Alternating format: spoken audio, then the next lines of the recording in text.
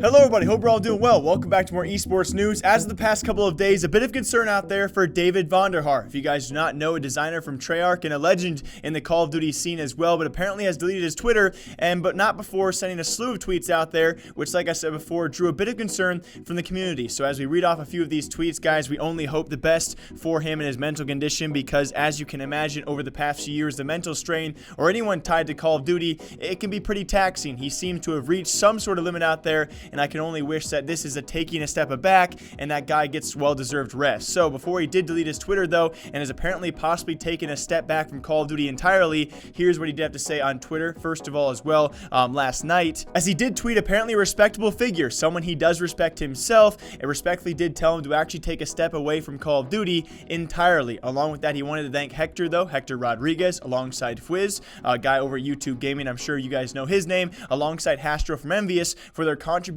to the growth of the scene. He was not done there. He also quoted, of course, from COD Champs this past weekend, a tweet about E United, of course, taking that title as well, as he did state, "We have come a long way. I can't help myself in this exact second. I just don't care what it costs anymore. We did a thing together. It sucked. It was awesome. Pat yourself on the back." And that was the first of the somewhat, I would almost, some sources have said, cryptic tweets out there. I can't help myself in this exact second, talking about the project as well. You know, it sucked. It was awesome. And that was a pretty good way to put it, I would say, right? Black Ops 4 has had its good sides, it's had its downsides, but it does continue. As he then quotes a hate comment, and yes, you know, being tied to Call of Duty, this guy Vonderhaar has been under fire for quite some time. I would say a bit of mixed emotions towards that. I don't think anyone deserves this level of hate though, as you guys can read that hate comment as well.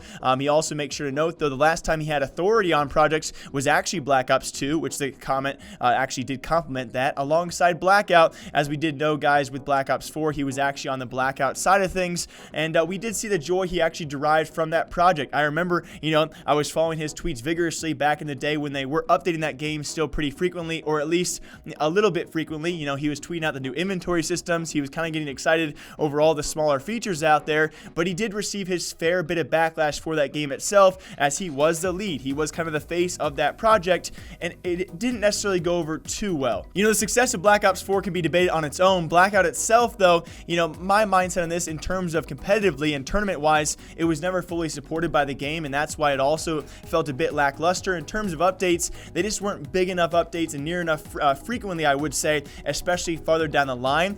The way they did develop things, you know, the way that Fortnite did things was just a bit faster, a bit more repetitive, and Blackout seemed to lack behind that. And we all know the controversy as well that Blackout took away from the main game, and the main game having so many issues of its own, I think people derived Blackout in even more of a negative light, which was then aimed towards David Vonderhaar. And also, there was a slew of people out there that thought Vonderhaar was also working on the main game, which is obviously not true. He stated that before, as well as again right now, guys. Blackout was his project. He had no connection to Black Ops 4. So I think there's a lot of negativity around the overall game, pointed itself more towards Vonderhaar, and that's where we see a lot of this taxation of the lot of pressure being aimed towards him. He takes one last tweet though before deleting his Twitter potentially, guys. That was a tweet aimed at Donald Trump, calling him a racist, a misogynist, and alongside other words being used, and now his Twitter has since been deleted. And all of this has me a bit worried, right? We've seen so much negativity in the scene. We do see a lot of positive moments, right? I think competitively this year for COD has been a nice resurgence, especially in the future when we look towards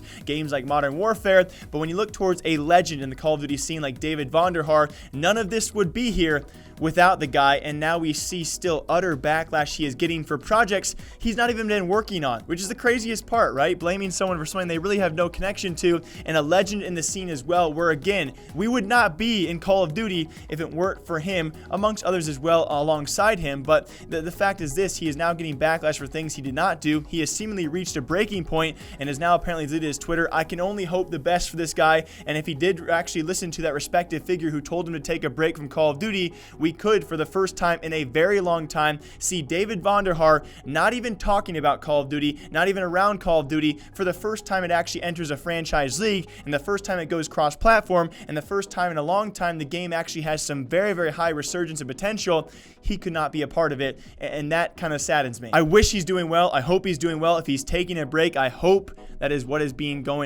going on right now, guys. It's just kind of crazy to see at some points in time in gaming and esports, we see these highs and we see these lows, and it seems that David Vonderhaar is now going through one of those lows. So we can only hope the best is going for him, and I hope this break does actually have him come back with a little bit of resurgence himself, and I really do hope he is somehow tied to the future of Call of Duty and not taking a step away permanently. As always, my name is Jake, guys, breaking down esports and gaming news here all day long. Some crazy stories coming out today for all you CSGO fans. NIP, the further exposing is happening. For all of you non-Phantom Lord fans out there, yeah, his Twitch lawsuit, will also be breaking that down later today. As always, I hope you guys all enjoy. I'll see you sometime soon. Until next time, take care.